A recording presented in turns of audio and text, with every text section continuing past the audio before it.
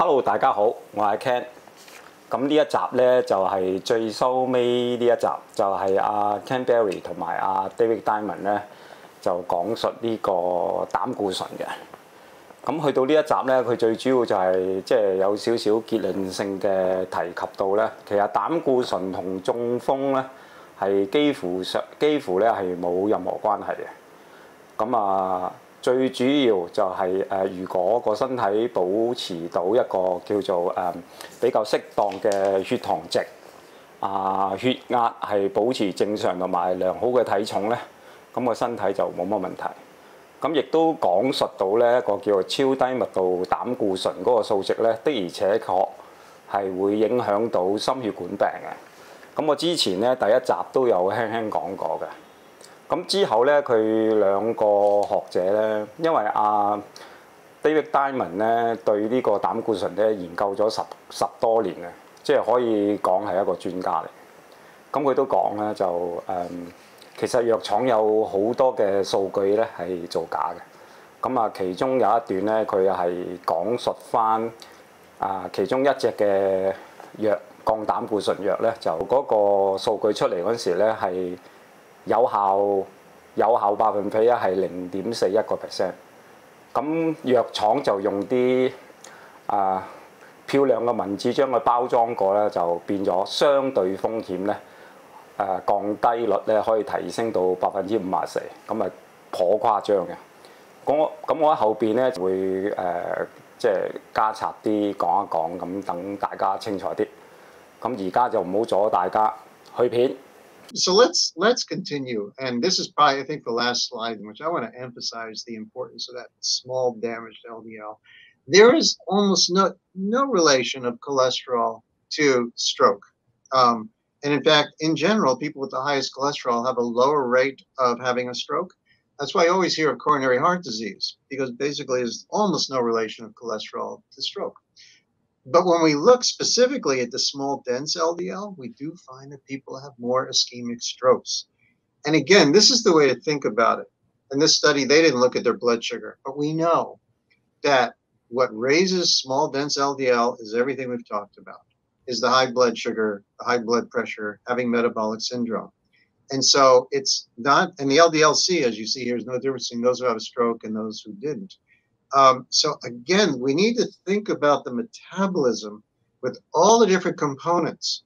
And when they are off, the LDL is off as well because it becomes damaged. So we need to stop thinking about LDL being inherently harmful and think about LDL as a part of a productive, beneficial metabolism, as long as we've got the low blood sugar, low blood pressure, and good weight. Yes, absolutely. Any other slides you really want to cover today, Doctor, or do you think that covers it? I think we have really covered so much. Let me just take a quick look and see if I want to. Yeah, let me know did you want to cover the deception in the statin fields, how they have amplified the appearance of the benefit of statins? Absolutely. What slide do I go to? You go to slide 18. You'll see an advertisement for Crestor. And so here is the ad. I've taken this, and Crestor, this is the true number, lowers the risk of heart attack by 54%. And in the next slide, you're going to see the way it is presented to doctors. I actually took a medical course. I sometimes will just audit medical courses to see how the data are presented to physicians. And this is overall a 44% lower rate of coronary events. That's heart attack, death, and stroke. And a doctor is only going to see this graph and come away from it saying, gee, I got to put my patients on Crestor. Isn't that fantastic?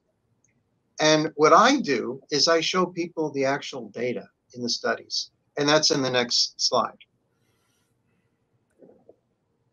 So on the right, you are seeing the numbers as reported in the medical papers, New England Journal of Medicine, and in this case, you're looking at a summary of the Crestor findings. And you see that 54%, 48%, 46%. So you're looking at overall 44% reduction in events. This looks fantastic. I mean, if you're a physician, you want your patient to be on Crestor. And if you've just had a heart attack, you want to be on Crestor. So what I'm showing on the left is a graph of the raw data from the paper. And so what you're looking at is the red shows the percent of people on Crestor that did not have a heart attack. And the blue shows the percent of people on the placebo that did not have a heart attack. So it's almost 100% did not have a heart attack. And I drew that line at 99%. Your people really need to let this sink in. Over 99% of the people did not have a heart attack. And yet I have in that arrow, there's a 54% reduction in the risk of a heart attack. Yep. How can that be? So we and go I remember, to Doctor, I remember when the Jupiter trial was published, and I remember the statin reps bringing it around, and I remember seeing that 54% reduction number. And so it's important for people watching this who are not healthcare providers to understand doctors don't have time to go and read every single study, all the details of the study. And so drug representatives, we call them drug reps, they'll come around and they'll have just a nice glossy printout. And they'll do exactly what Dr. Diamond did here. They'll blow it up. Oh, look at this, 54% reduction. Now, if that's all a doctor knows, it's essentially malpractice not to prescribe statins to everybody. Let's take it beyond the drug reps. Understand, I have taken this cut and pasted directly from the medical paper. Yep. So it's not just the drug reps. This is the person who ran the Jupiter study, Paul Ritker, who this is how it is presented to the medical world. This is in a medical journal, and you see those same numbers. And so the drug reps are just repeating what Paul Ritker is saying, and this is universal in the statin literature. So now a person listening to this would say, wait a second, what's going on here? Almost nobody had a heart attack. We know what 54% looks like. I mean, it should be half. It should have been cut down in half, and yet the two are virtually identical. So this is how I explain, and I give this talk to cardiologists, and they look at me like, I don't get it. How can it be? So in the next slide, I explain how you get a 54% reduction. So here are the real numbers. I'm not making this stuff up. So for the placebo group, and realize they had almost 18,000 people in this study, and almost nobody had a heart attack. I look at it, nobody cooperated and had a heart attack and helped out these investigators. They're ridiculously healthy people. So we look at the blue. For the blue group, that's the placebo, 0.76% of the people had a heart attack. The Crestor group in red, 0.35% of those people had a heart attack. So you're comparing 31 to 68 people. The difference in 0.35% to 0.76% is 0.41. 0.41 is 54% of 0.76. We're talking about less than 0.5% of people had a benefit as a result of being given the Crestor, which is so incredibly small. And you are not getting that from the statin advocates. You are told 54%, and you are not told the difference is basically about 57 people out of 18,000 people. That's the difference Crestor made. Yeah. And that's really the best Crestor study there was, and that's how Crestor got FDA approval for treating cholesterol. Yep. And you'll find in these types of studies, and when the drug reps talk to doctors, they love to talk about relative risk. And that's what that 54% reduction is, in relative risk. But if you want, what David's talking about is absolute risk. When you look at the absolute risk reduction, it's trivial. I don't even know if trivial is a trivial enough word for it. Now, let's look at it this way. I have given this talk to cardiologists, and they have said, okay, the benefit isn't as big as it appears, but it's still a benefit. 0.5%, 1% is better than nothing. So still there are benefits. So let's go to slide 27. So the FDA has made it very explicit. There are risks of statins.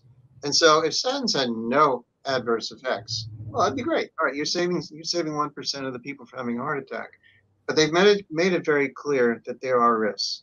So if we go to the next slide, which I actually have to say I find amusing. This is from the American Heart Association making an official statement that statins produce non-serious reversible forgetfulness in cognitive. How can it be that you can prescribe medication and the person has forgetfulness and the American Heart Association considers that non-serious? I consider that pretty darn serious. As do I. And now let's go. Here's a study that actually looked at that. It's in the next slide. This is a real study. Understand, I don't make this stuff up. This is not an internet cult. This is an original paper. What you've got here are 75-year-old people, men and women, all being diagnosed with dementia. They're all on a statin. They go to their doctor and they say, I've got seriously impaired memory. The beauty of this study is that they've taken all these people that are formally diagnosed with dementia, and now they take them all off of their statins. And that's the finding in the next slide. Next slide. Next slide. This is so important. When they took them off of their statin, their cognition improved. They're no longer diagnosed with dementia. And ultimately, this is the critical manipulation. They put these people back on the statin. All of them were then put back on their statin. And once again, they're diagnosed with dementia. So that's the non-serious forgetfulness they were talking about, is literally the threshold of dementia. Serious, and it's interesting, reversible forgetfulness, which means the forgetfulness is reversed by taking people off of the statins. The American Heart Association is saying that. One thing I really have to emphasize to people, we have an epidemic of Alzheimer's disease. Yes. And we have a very high percentage of our elderly people on statins. We don't know what percentage of those people actually have fully functional brains, but the statins are having an adverse effect. This is so important. As a neuroscientist, I look at this. The brain actually produces its own cholesterol. It is so important for the brain to have cholesterol because it uses the cholesterol to produce new brain cells, new synapses, and to make memory. If the brain can't make cholesterol, it can't make new memories. And so a subset of the statins can get into the brain and muck up that machinery, which Absolutely. then causes it to have dementia. We don't know because this study has not been repeated. Nobody's interested in funding this kind of study. And you would think that this is an important enough finding that there would be many researchers out there very eager to repeat the study and either falsify it or verify it.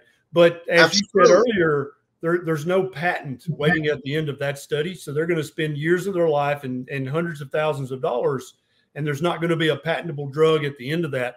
Darlene has, she's going to print some of these studies out and take to her doctor. I know exactly what Darlene's up to. She says, where can I get copies of these trials? So what you do, Darlene, for just this slide, for example, if you'll go to your internet search engine and just type in the full title of this paper, it's going to be the #1 thing that pops up.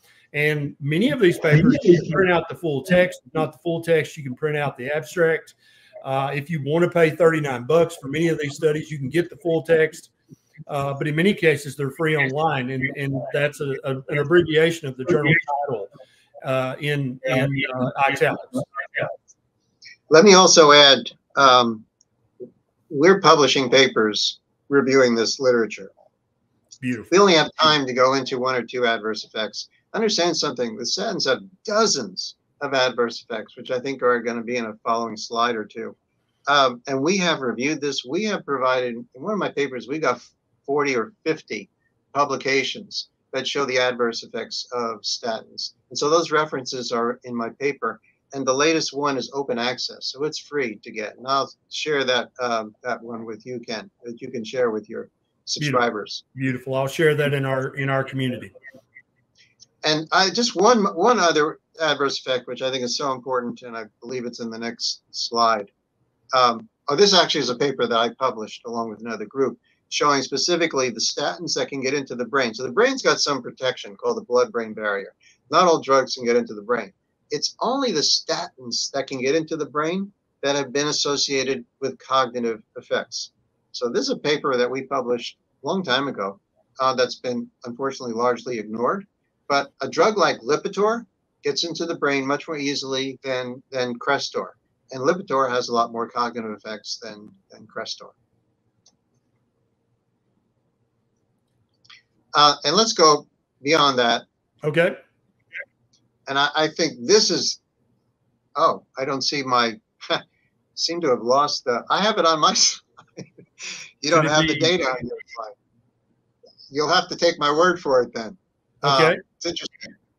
You seem to have lost the, without, go to the one that has a graph without data. So this is the best study that has been conducted in looking at diabetes and statins. So in the study, nobody has diabetes in the beginning. They do all kinds of tests on people. They look at their insulin. They look at pancreas functioning. No one has diabetes. Over the course of 6 years, 6% of the people on the placebo spontaneously developed diabetes. Almost 12%, about over 11% of the people on statins developed diabetes. So you're looking at almost doubling in the rate of diabetes. We're not talking about going from a half to one. We're talking about going from 6% to almost 12% of the people develop diabetes. So you're dramatically increasing your risk of developing diabetes when you're on a statin. Absolutely. And this has been minimized, of course, by the American Heart Association. Most people in the general community don't know that, but many doctors will actually argue that point that no, statins don't raise blood sugar. They don't increase your risk of diabetes. And that's been shown to be absolutely one of the risk factors associated with taking a statin daily. I think doctors get both protective and defensive. They don't want to think that they're harming their patients. They want to think they're doing the best for their patients. And so they basically shut off any discussion about adverse effects of statins because they want to promote the use of statins. So this creates what's called a cognitive dissonance, in that you've got conflicting information. You got on one hand, they're told statins are great. On the other hand, maybe statins aren't so great. Maybe they could cause harm. Well, that's really hard for a doctor that wants to do only the best for his or her patients. So they don't want to think about statins producing diabetes, but it does in a substantial percentage of the population. And, we don't want to get into it in any great depth. And again, I've got this reviewed in my papers. The next couple of slides, I just show you, statin advocates, if you go forward a couple of slides, the diabetes occurs as well in women, maybe even at a higher rate than men. But let's go to the next slide. This is why, people like me who were called LDL deniers and we're called statin critics. People have said, well, this is just an internet cult. These are not real scientists. This is why I show the original peer-reviewed medical papers showing the adverse effects of statins, such as lowering testosterone, damaging the kidneys and the muscles. And the next slide, I just have a few more of the original papers showing an increased risk of colorectal cancer and bone quality, tendinitis. So this is not, no one's paying me to criticize statins. No one's paying me to evaluate LDL. I do this completely on my own without any bias whatsoever. I'm just reporting the medical literature, which says statins are really dangerous drugs. Yes, and that's all any of us are doing is, in many cases, we're looking at the data with fresh eyes, with a fresh perspective, with a new paradigm, not blindly believing that 54% reduction number, actually looking at the data itself. And when you do that, very often as a doctor, you walk away thinking, man, I was an idiot. I totally fell for that. And I prescribed statins to thousands of patients who took it for decades. And it maybe lengthened their life by 2 or 3 days, maybe, if they took it every single day for 20 years. And doctors don't want to face that kind of knowledge. No human does. You don't want to find out that what you thought you were changing the world, and what you were really doing was you were making a billion-dollar corporation a little bit richer. That's all you were doing that with your medical career. That's disheartening and even depressing. But that's what many doctors are faced with when they hear Dr. Diamond's presentation. And like he said, he's not making stuff up. There, you can literally type in the title of any one of those studies on a search engine. You can pull up the full study. It's there in the literature. This has been known for, in some cases, decades. But doctors are not aware of it because the drug rep doesn't bring that all glossified into the office with the bagels and the donuts and say, hey, look at this, doc. Right. So in my latest paper, I put all this together, everything we've talked about, and asked the question you asked originally, which was, I've gone on the low carb diet, okay, basically the optimal human diet, and I've got very high LDL. Do I need to be concerned? And we actually put that in the title of the paper, which should be in the next slide. Okay. Okay. It's right there in the title. Statin therapy is not warranted for a person with high cholesterol on a low carb diet. And there was our summary. So how do we come to such an extreme title, an extreme perspective? We are stating that if you are basically healthy, you've got your weight under control, your blood pressure and your blood sugar, you no longer have metabolic syndrome, but you have high LDL cholesterol, should you take a statin? We directly answered that question. And so there are studies that actually give us a pretty good idea of whether or not there's a benefit. First of all, is there harm of high LDL for someone that's healthy? And second, is there a benefit of taking a statin for someone that's healthy? And so the next slide, I think, is an incredibly important study. And frankly, I don't think the authors, who are all statin advocates, appreciated what they had here, because it tells you that there's a subset of people with high cholesterol that will not benefit from lowering their cholesterol. So kind of the important thing is back up. There was a study done decades ago in which people were given a statin. And this paper was published and evaluated two subsets of people that are so relevant to the low carb community. All these people have high cholesterol, high LDL cholesterol, equivalently high, alarmingly high LDL. In one group, you got high triglycerides and low HDL. As you see here, it's unhealthy. Another group, you have low triglycerides and high HDL, which is we call lean mass hyperresponder, okay? Which is also what you see with low carb diet. And either they got statin treatment or they didn't. I mean, it's a beautiful study.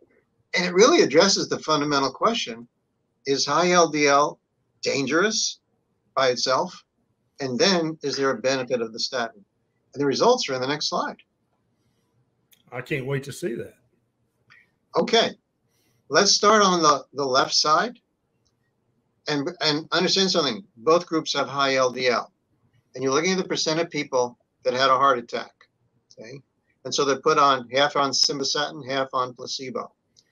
Now, the people on the left side have the high triglycerides and low HDL. They are unhealthy. And so you see that they have a pretty high rate of coronary events. They got a high rate of heart attacks. 35% of them on the placebo had a heart attack. Those people put on the statin, simvastatin, had a huge reduction in the rate of heart attacks.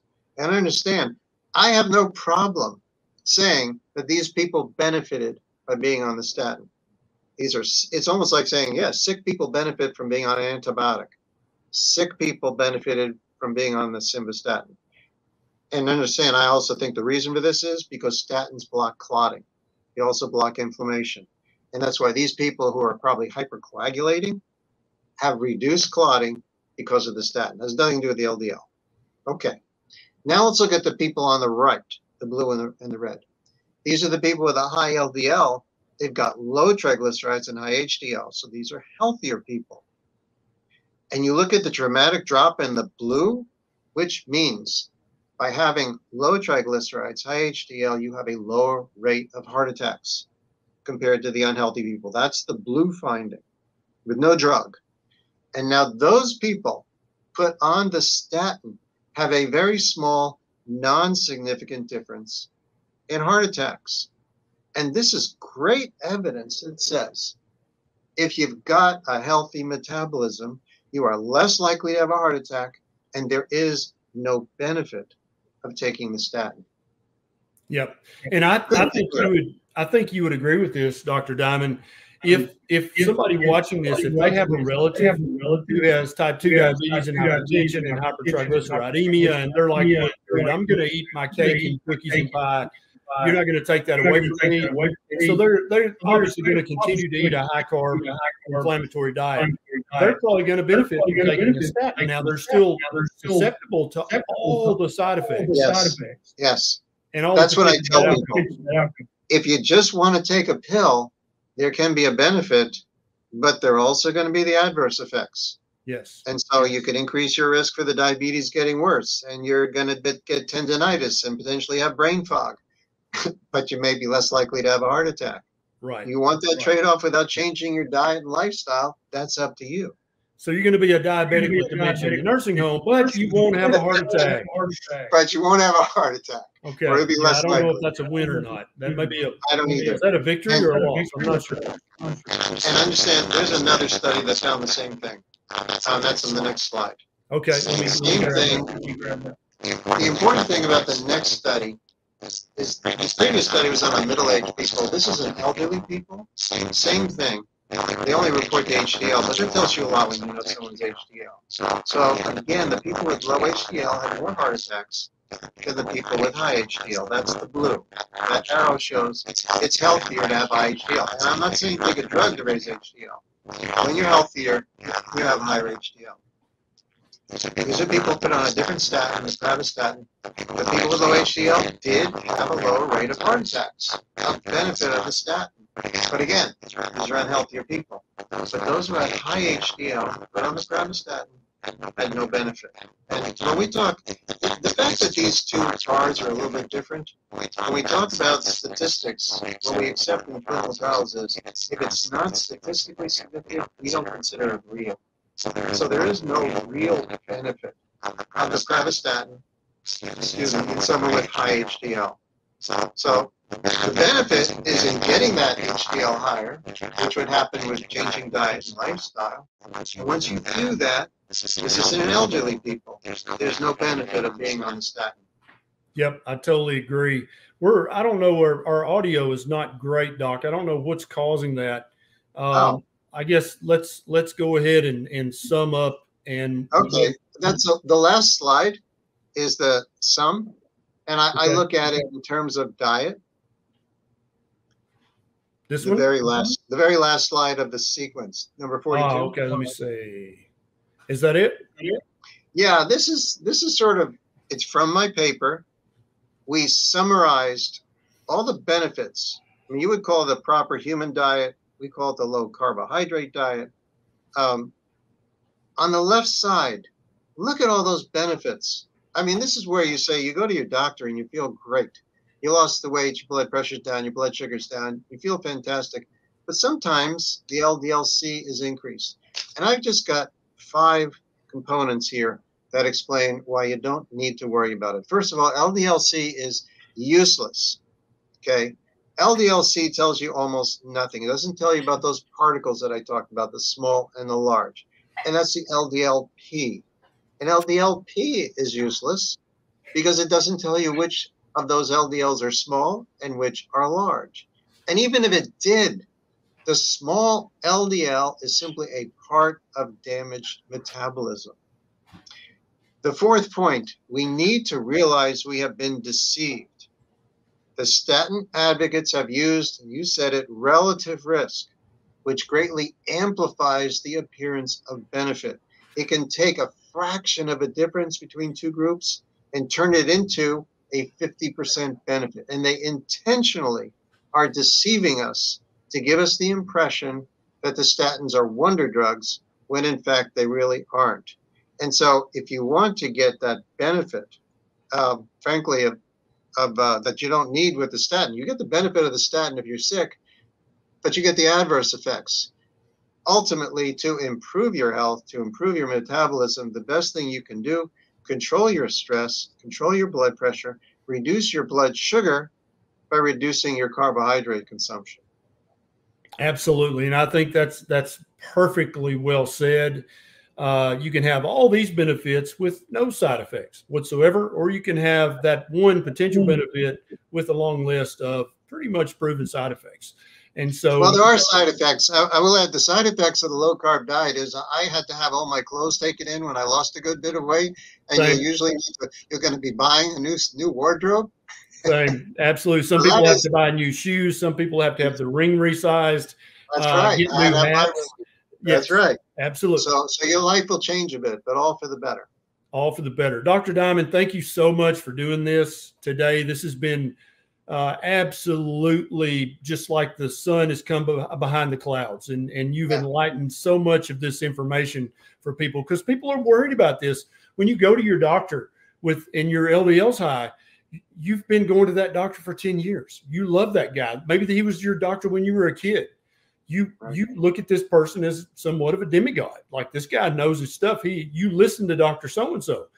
And when that person you've trusted perhaps your entire adult life says, this is a big deal, this is important, this is dangerous, you need to take this drug, and the only argument you've got against that is, this doctor I heard on YouTube, you're like, oh, okay, well, I don't know what to do here, because I feel like Dr. Berry and Dr. Diamond kind of got this figured out, but I love Dr. McGillicuddy. He was my doctor my whole life. I don't know what to do here. And so that's why I love that you put the actual titles of the studies up so people can look those up, print them out, and take a copy to Dr. McGillicuddy, who's probably 10 years behind on his reading. He probably plays more golf than he spends time reading his research studies. He gets his research from the American Heart Association. And that's right, or the drug rep. And so maybe you can enlighten Dr. McGillicuddy, and he'll appreciate that you've done that. And maybe we'll start doing some reading again and update how he or she practices medicine. Dr. Diamond, any parting thoughts that you want to leave us with? Listen, I have the greatest admiration for you, Ken. I just think you are getting the best information out there. I greatly appreciate you giving me the opportunity to share my information, what I have learned over the past 15 years with your audience. So listen, I hope people will take this to heart, pun intended. Look at the papers that I've got here. Look at the papers that I've published. Bring them to your doctor, especially that last paper that I published. Bring it to your doctor. Challenge tactfully your doctor to read that paper, to understand what the doctor has not been educated on by organizations such as the American Heart Association. Yes. So listen, it's been a great experience for me, and I thank you so much, Ken, for giving me the opportunity to share what I've learned with your audience. Absolutely, doctor. Thank you so much. Have a good day. You too. Bye. 嗱，呢條片咧 ，David Diamond 講嗰間藥廠咧，就係講緊呢個叫做冠之妥。嗱，當時嗰間藥廠咧聘請咗18000人做咗個人體實測。嗱，畫面右手邊咧就係藥廠做出嚟嘅原始數據圖表。嗱，由於呢個咧係雙盲實驗咧，所以係分開兩組。咁一組咧就食降膽固醇藥，一組就食安慰劑。每一組嘅人數都係8901人。食膽固醇藥嗰組咧有31人咧就得到呢個心臟病，而食安慰劑咧同樣係8901人咧有68人咧係得到心血管病。咁其實如果大家睇嗰個純體數據咧，服食膽固醇嗰組實際有效率咧係0.35%，嗱，服食安慰劑嗰組得心臟病嘅比率咧係0.76%。嗱，由於兩組嘅人數係相同咧，所以實際嘅有效率咧就應該用0.76減翻0.35%，就等於實際有效率咧係0.41%嘅。